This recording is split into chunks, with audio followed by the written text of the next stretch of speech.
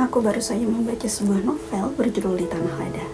Awalnya aku mengira buku ini hanya akan menjadi kisah tentang masa kecil yang getir, tentang kemiskinan, tentang keluarga yang retak, dan anak-anak yang tumbuh di lingkungan yang keras. Namun setelah menutup halaman terakhirnya, aku menyadari bahwa novel ini sebenarnya berbicara tentang sesuatu yang jauh lebih dalam. Bagaimana seorang anak mencoba memahami cinta, luka, dan alasan dibalik perilaku orang dewasa yang seringkali tidak mampu mengerti. Cerita ini mengikuti tokoh utama, seorang anak kecil bernama Salifah yang sering dipanggil Afa, yang hidup di rusun yang kumuh dekat kasino di Jakarta. Dunia Afa bukan dunia yang ramah bagi anak-anak. Ia tumbuh bersama ayah yang kecanduan judi, rumah yang dipenuhi dengan kemarahan, serta suasana keluarga yang membuatnya percaya bahwa semua ayah di dunia ini mungkin saja jahat. Cara pandang itu tidak lahir dari kebencian, melainkan dari pengalaman yang terlalu berat untuk usia sekecil dirinya. Nah, yang membuat novel ini terasa berbeda adalah sudut pandangnya. Segala peristiwa dilihat dari mata seorang anak. Afa tidak memahami dunia dengan konsep rumit seperti orang dewasa. Ia memahami dunia melalui kata-kata. Warisan paling berharga dari kakeknya adalah sebuah kamus. Dan setiap kali ia kebingungan menghadapi realitas, ia mencoba mencari arti kata demi kata untuk memahami perasaan yang bahkan belum memiliki bahasa baginya. Dan di sini bahasa menjadi cara bertahan hidup. Pertemuan Afa bertemu dengan seorang anak laki-laki bernama P menjadi titik penting dalam cerita. P adalah satu-satunya teman yang membuat Afa merasa dimengerti. Hubungan mereka bukan sekedar persahabatan masa kecil, melainkan ruang aman bagi dua anak yang sama-sama terluka. Afa pernah mengatakan bahwa orang dewasa sering tidak memahami bahwa ternyata anak kecil pun memiliki kepentingan dan perasaannya sendiri. Kalimat sederhana itu terasa sangat kuat karena sepanjang cerita, aku justru melihat anak-anak ini berpikir lebih jujur dibanding orang dewasa di sekeliling mereka.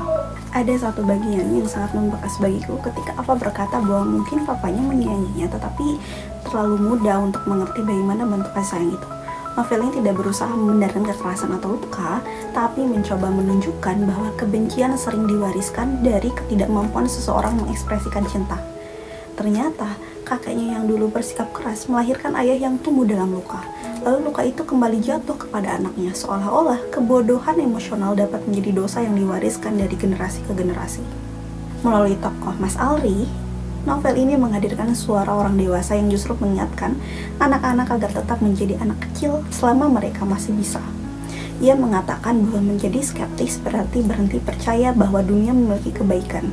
Nasihatnya sederhana tetapi sangat-sangat menyentuh sekali, yaitu bermainlah tanpa takut sakit, membaca tanpa takut tidak mengerti, dan percayalah sebelum dunia mengajarkan rasa kecewa. Bagian ini membuatku sadar bahwa masa kecil itu bukan sekedar fase usia, melainkan ruang kepercayaan yang perlahan hilang ketika seseorang terlalu cepat menjadi dewasa. P sendiri adalah gambaran paling nyata tentang dewasa sebelum waktunya.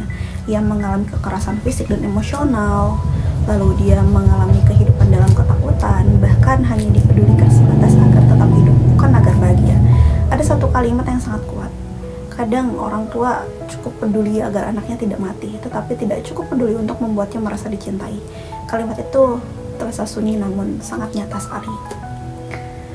Lalu ketika kemudian terungkap bahwa Mas Alri ini merupakan ayah dari P, nah cerita ini tidak terasa seperti kejutan dramatis melainkan seperti jawaban pelan tentang alasan-alasan hidup yang sering tidak kita pahami. Novel ini berulang kali menegaskan bahwa alasan dalam hidup kadang-kadang tidak masuk akal, kadang-kadang tersembunyi, tapi selalu ada. Dan bagi Afa maupun P, alasan itu perlahan mengarah pada suatu kesadaran.